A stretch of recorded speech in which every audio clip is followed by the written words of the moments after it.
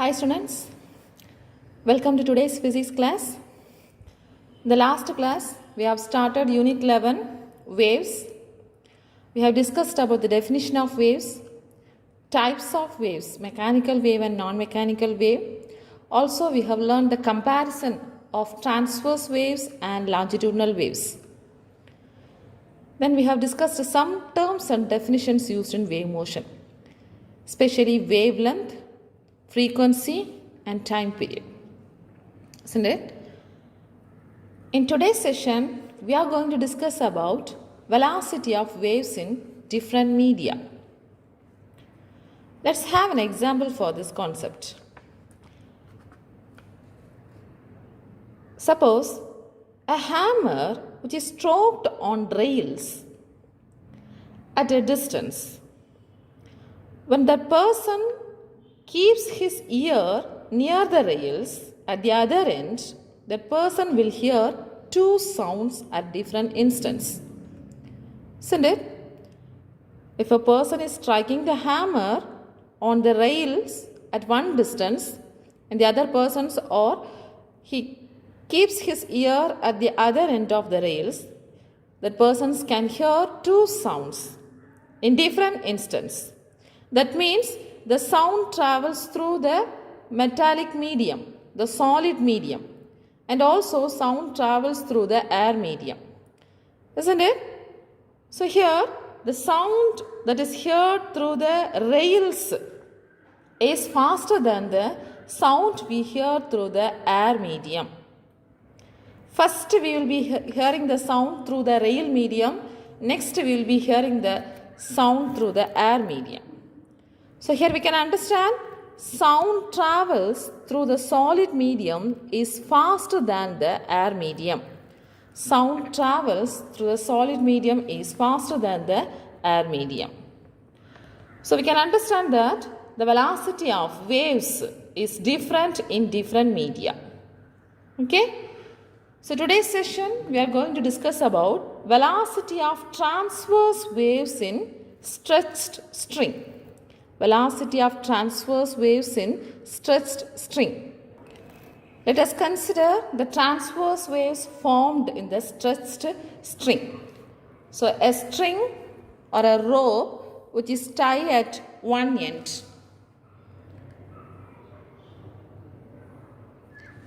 And the other end, the hands. So with the hand, we are giving the jerk in the rope. The rope, we are giving the jerk. So we will be having the pulse formation. Isn't it? Yeah. So one end we are giving the jerk, the other end the wave pulses or moves. So when we continuously giving the jerk, we will be having the continuous wave formation. So this waves moves towards one end with the velocity v. With the velocity v. Here, the pulses moves with the velocity v with respect to an observer.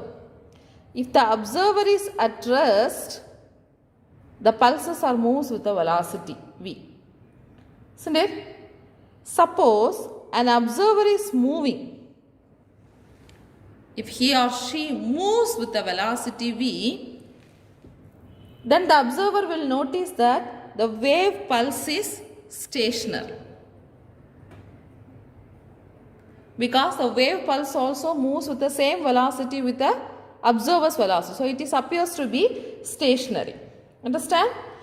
So now let us discuss the formula for the velocity of transverse waves in stretched string.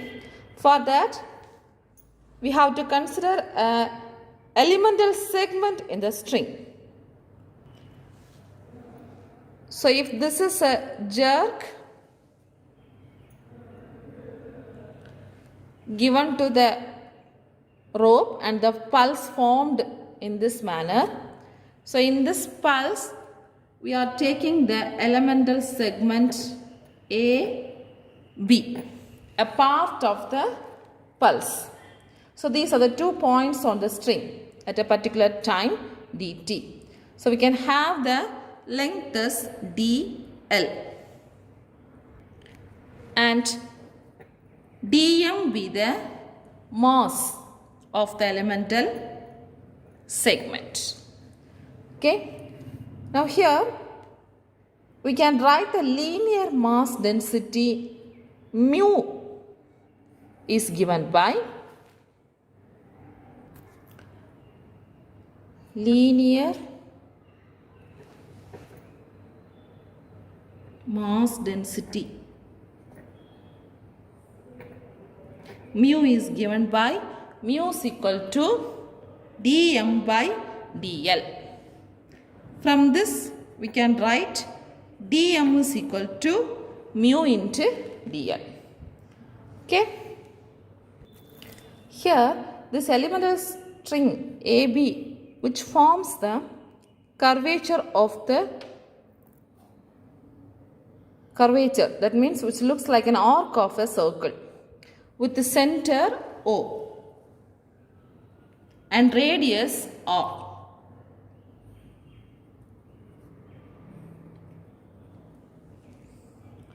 Now this arc subtending at an angle theta from the origin, that means the center of the circle. So this is an angle theta. So this theta can be written in terms as an arc length. Theta is equal to dl by r. Since this is considered as a part of the circle, we can consider there is an acceleration towards the center. So we can write the centripetal acceleration by the tension in the string. The centripetal acceleration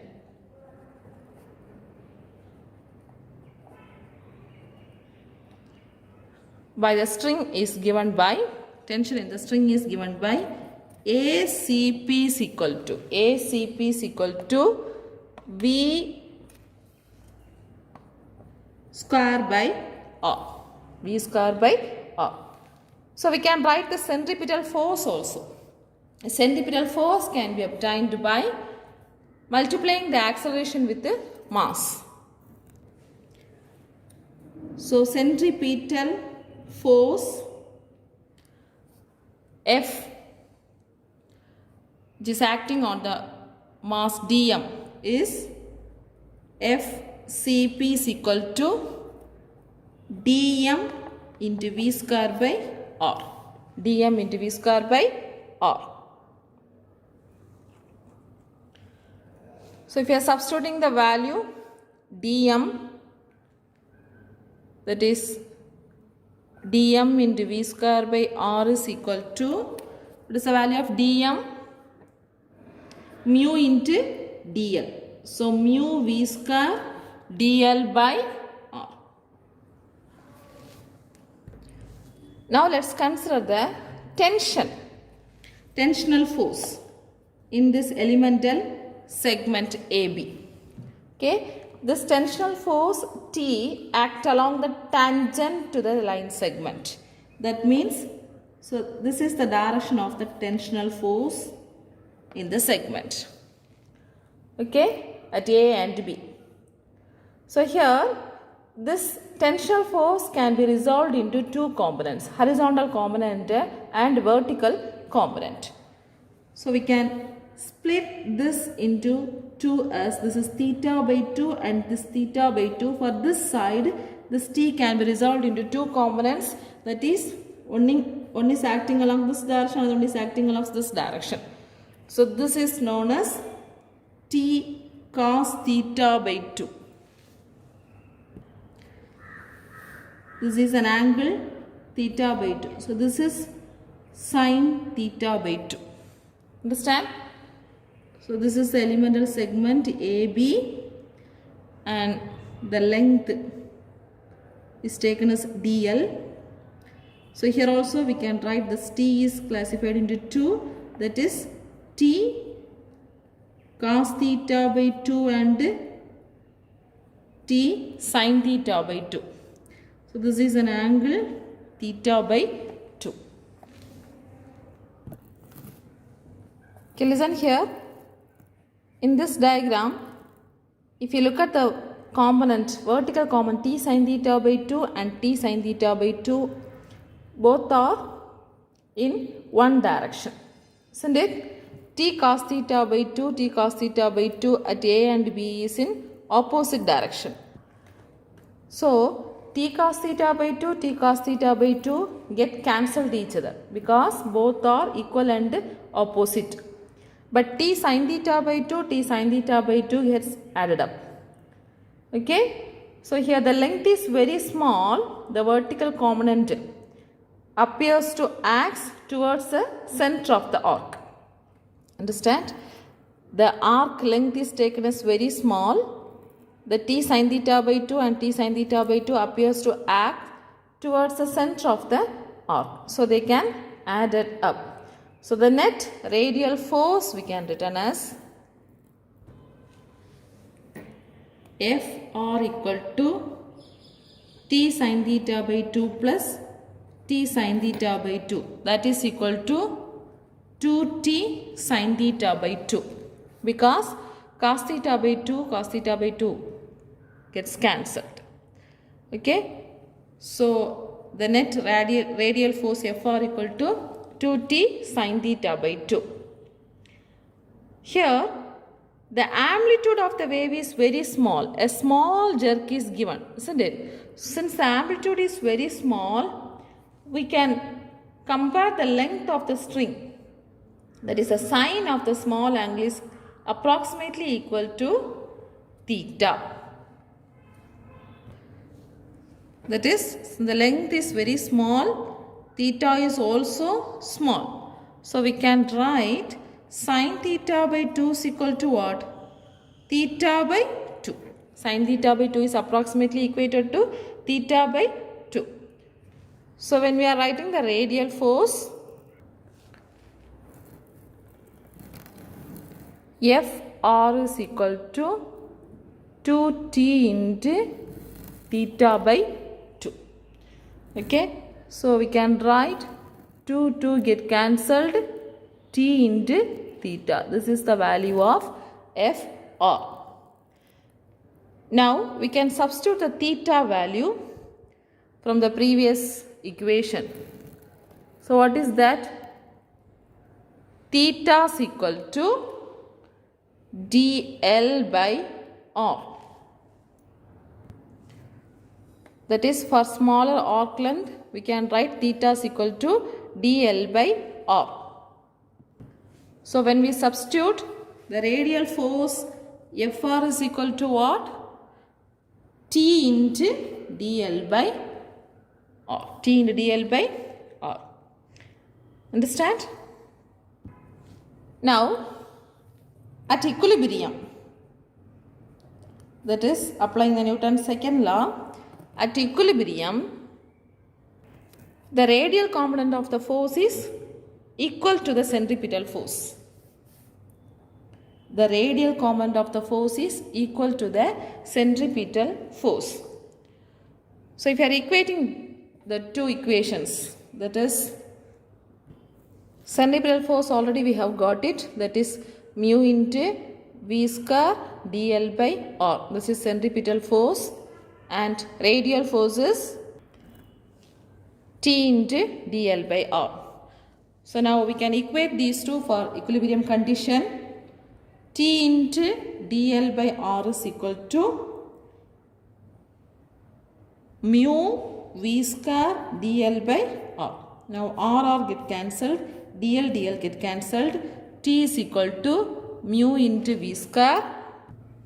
From this, v square equal to t by mu, or else v equal to square root of t by mu. Okay. So, the velocity of transverse waves in the stretched string is v is equal to square root of t by mu. This can be written in the unit as meter second raised to minus 1. The velocity unit is meter second raised to minus 1. So, this is the formula for velocity of transverse waves in stretched string. Understand? Just listen. We have find out the velocity of transverse waves in stretched string. So we have taken the stretched string. If we give a jerk, we will be having the waves which moves with the velocity v. Since we are having the small element dl, AB point, we can write the mass as dm. Linear mass density mu is equal to dm by dl, or dm is equal to mu into dl. Now we can take only the elemental segment AB here, which makes a curvature, that means which looks like an arc of the center of the circle. So this is the O center and it is the radius r. So we can write the arc length as theta is equal to, this value is theta, theta is equal to this length is dl, dl by r. So theta is equal to dl by r. Now there is an acceleration towards the center, so we can write centripetal acceleration ACP is equal to v square by r. So the force experienced is centripetal force FCP is equal to dm into v square by r. When we substitute the value of dm, we will get dm v square by r equal to mu into v square dl by r. Now we can move on to the tensional force. Tensional force is acting along the tangent of the string. So the tangent, this is a tangent, this is tensional force. This can be resolved into two components. One is along horizontal, another one is along vertical. So there is a cos theta by 2 common, sin theta by 2 common. And here also t sin theta by 2 and t cos theta by 2. When we are having the net force, the cos theta by 2 get cancelled because both are in opposite direction.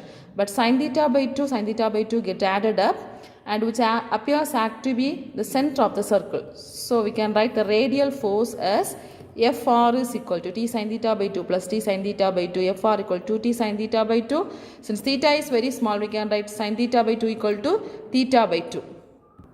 That means Fr equal to 2t into theta by 2 or t into theta. Substitute the value of theta, dl by r. So Fr equal to t in dl by r.